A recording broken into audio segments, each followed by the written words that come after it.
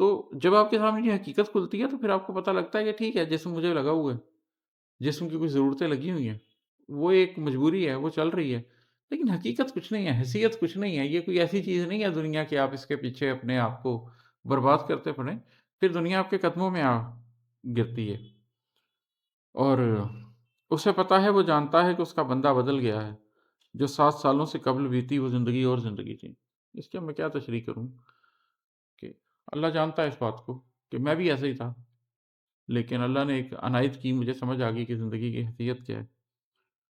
اور آخر میں مکتا ہے کہ سفر جلی کیا، سفر نہاں کیا، کسی ولایت کا امتحاں کیا، عماد جس کو کہا کہ بدلو اسے بدل کی پڑی ہوئی تھی۔ میرا جو اس کے بعد تجربہ کچھ سال رہا ہے وہ یہی رہا ہے کہ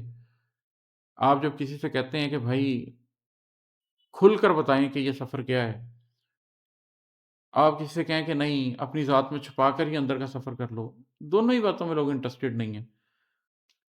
وہ کہتے ہیں بھائی ہم کسی ولایت کا امتحان دینا ہی نہیں چاہتے، ہم اللہ سے قربت کا امتحان دینا ہی نہیں چاہتے،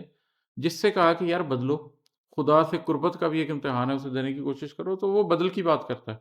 کہ اچھا یہ کر کے مجھے فوری طور پر کیا ملے گا، ابھی تو اچھے اگلے 6 مہینے میں میری زندگی کے یہ مسائل ہیں، سال میں یہ مسائل ہیں۔ تو دنیا ایک ایسے مادی بدل کے چکر میں پڑی ہوئی ہے کہ کوئی یہ ولایت کا امتحان دینا ہی نہیں چاہتا، کوئی ڈھکے چھپے